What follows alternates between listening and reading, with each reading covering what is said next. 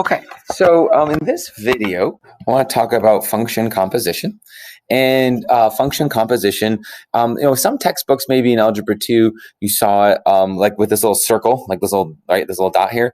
Some of them you may have seen it with just kind of like an embedded set of parentheses, right? Like a nested set of parentheses. So it's like, for example, instead of seeing FOG, almost like fog, right? That composition, F composed of G of 0, you might just have seen F of G of 0 like that.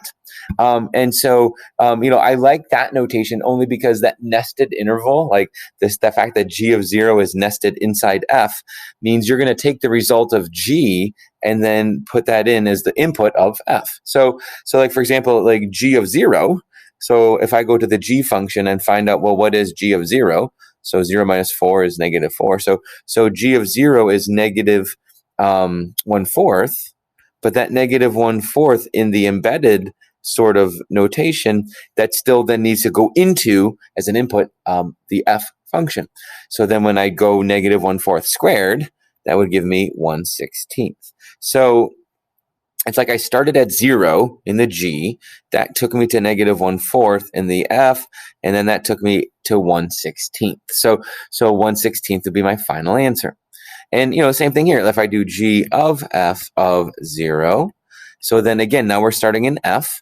So 0 squared is 0. So that's like G of 0, because that's what F of 0 was 0. And then you put that into that function. So that's G of negative 1/4, which is, G of 0, which is negative 1/4. Okay. And again, I'm hoping that sort of looks familiar. We could do 2, right? F of G of 2. So you could think of it as an embedded or a nested set of parentheses.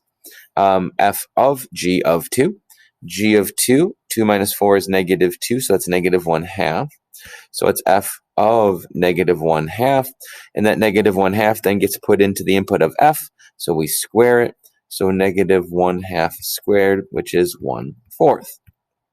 Last one, G of F of 2. So again, going to 2 first, 2 squared is 4. So now it becomes G of 4. 4 is the input here. But when I try to do that, I get 1/0. And that's an undefined value. It represents a vertical asymptote if I were to graph that. So we say it does not exist, which could happen in these compositions. And it's actually kind of foreshadowing and leading into how important it is to check our domain. Okay, now, another way we could do this function, is kind of cool, I think, is these are point-valued functions, right? So it's very finite, the domain, like 1, 0, 2, 5, 8. It's very finite, the range, 4, -7, -2, 0, -1, right? Same thing for G. But the process is still the same. We still kind of think about embedding this, G of 0. So when you looked for the G function, G of 0, it's right there. So here's G of 0. G of 0 goes to 2. So then I want to take that 2 and put it into the F function. So then, so G of 0 we said was 2, but that 2 is embedded in F. So then we say, well, what's F of 2? Oh, F of 2 is equal to negative 2. So that's my final output, is negative 2.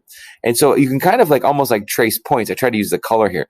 Like 0, so 0 went to 2, and then 2 went to negative 2. So ultimately, here's where I started.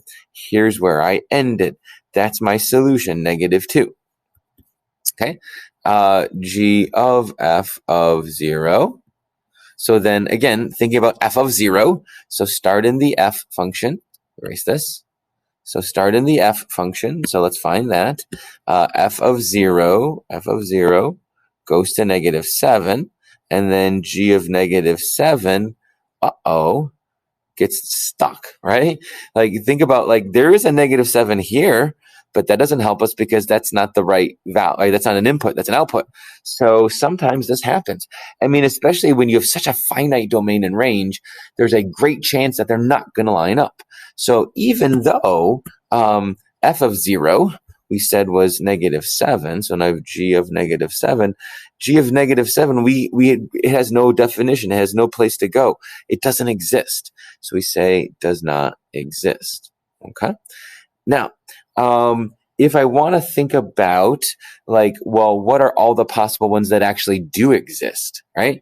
That's where I can compose the function with just a generic x. In other words, f of g of x. Okay, so here's how we are going to do this composition. Start in G, and you basically trace every point. Can you go through G and still get through F? Right? Okay, so we start at -1. So highlight. So -1 goes to 9. Does 9 do anything in F? It does not. So that means that -1 is not part of the composition. Okay, so then let's go to 7. 7 goes to -7, and -7, even though it's there, it needs to be an input, so that doesn't go anywhere either.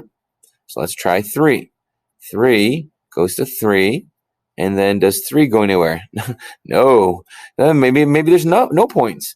Let's see. 4 goes to 6. Right? 4 goes to 6. Does 6 go anywhere? No bueno. Okay. Last one. 0 goes to 2, and 2 goes to -2. So there's only one element that works. 0 goes to 2. I'll come down over here. So so 0 went to 2, and then 2 went to -2. Right? 0 went to 2, and 2 went to -2. So the thing is, when you're trying to represent it, you really don't need this intermediate step. All you need is, where did you start, aka the domain, and where did you ultimately end up, aka the range. So I started at 0, and I ended at -2. And since there's really only one point in this composition, that's how I'm going to have to express this, right? As a finite set of functions, right? It's like just that point. Okay. Now the reverse, same process, but start in F and trace through G. So if I start in F, let's see, where do I start? So if I start in F at 1, so I'm going to go to 1, highlight. I'm not sure why there's even a red highlight. It's kind of fun. 1 goes to 4. It does 4 goes to 6.